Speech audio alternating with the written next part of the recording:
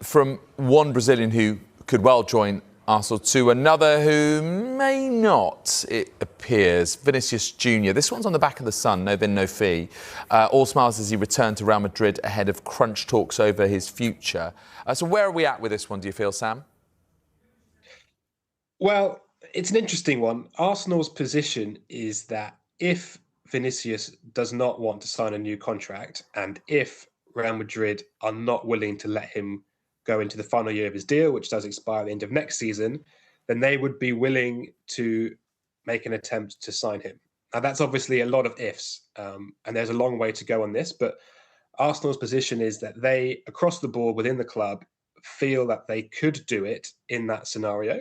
That's obviously in itself very interesting, because this is a sort of deal that financially goes way beyond anything that Arsenal have done before in their past. And people might point at Declan Rice, for example, but I think the numbers that we would be talking about here for Vinícius Jr., certainly in terms of wages, are astronomical compared to Declan Rice. And according to the latest reports in Spain, Vinícius has effectively turned down a contract which would in England be worth around £550,000 a week. In Arsenal's current highest earner is Bukayo Saka on close to £300,000 a week. So you're almost doubling the highest earner and completely shattering the wage structure. It's not the sort of deal that Arsenal have done in the past. It's not the sort of deal they have done under Mikel Arteta in this sort of revolutionary process that he's overseen over the past 6-7 years. But perhaps they feel they're now in a position as Premier League champions. Perhaps they feel they can get enough sales in, enough money generated through departures to really make this happen. But as I say, it's a big departure, and there are so many ifs and maybes behind this deal that I think it's so definitely too early to call. OK. Martin, I just wonder, for context, when I think about, the Premier League as a whole and the players that have been signed over the season, the big transfers, but, actually signing this level of superstar by any club has been very, very difficult, hasn't it? Would you say that the Premier League more like makes superstars rather than sort of recruits them from abroad? What do you think?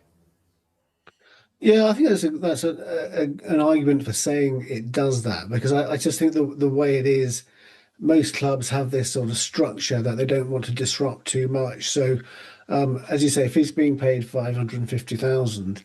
That would be, in certain terms of Arsenal, that would just put him out of a different stratosphere to all the other players, and there's a risk there, of what does that create problems in its own right. So, I think you're right there, David. It would be a departure to bring in somebody like that, especially at the height of his career as he is now. So I think that will be something Arsenal will have to weigh up and calculate, the benefits against the negatives. Lovely to see you. First and foremost, do you think he will leave Real Madrid? I'm not so sure, if I'm being honest. I do wonder if there's a little bit of posturing from Real Madrid. They have made an offer to. He's currently on 15 million euros a year net, so that's after tax. They've offered him 20 million. He wants 30 million. So it's about just over 550,000 euros a week net. There's no budging on the contract from Real Madrid. There's no budging from Vinícius. And they're making noises, Real Madrid now, looking at a potential replacement in Jan Diomande from RB Leipzig. So it's kind of like they've got a year to go on Vinícius's contract. This has been ongoing now for probably 18 months, where his contract hasn't been signed. The club are refusing to budge. The players are refusing to budge.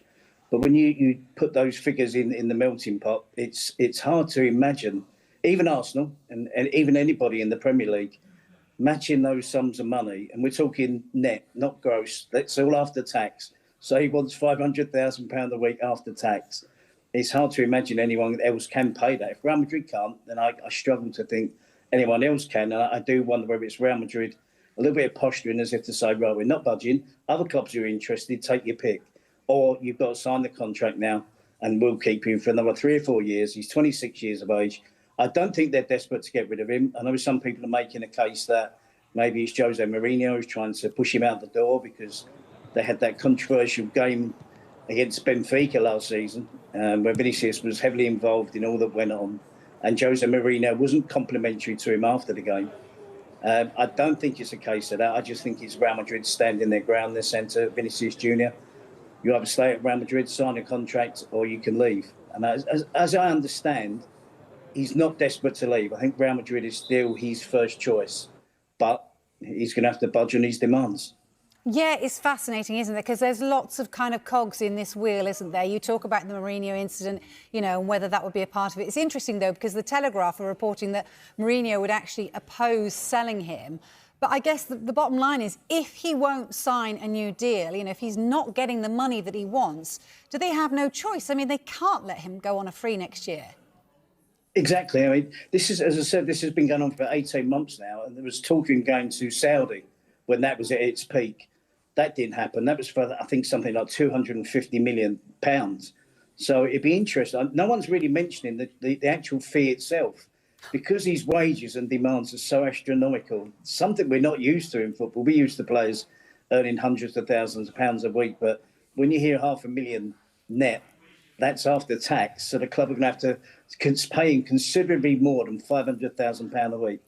I struggle to see any club coming up with that unless it is in Saudi. Yeah. So he's going to have a choice at the end of the day. Does he enjoy his football still? Does he still want to play for Real Madrid? And there's not many better places to play football.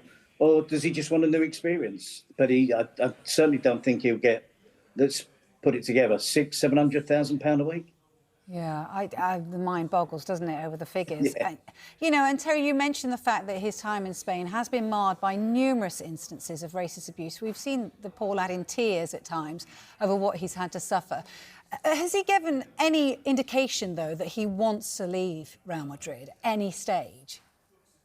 There have been outbursts when it's been at its worst, and he is the player that suffers most. And it's a hard one to understand because, you know, he's a super talented footballer. You do get that from crowds. If you're that good, you do get booed, jeered and whistled when you play away from home. But when he's singled out as often as he has been, then it has become a problem for him, particularly when he's younger. He's 26 now. He can handle it a little bit more. He shouldn't have to handle it. But when he was 19, 20, 21, in his early 20s, it was a tough watch, you know, watching a player as good as he is, going through that experience of 4 or 5 stadiums a season.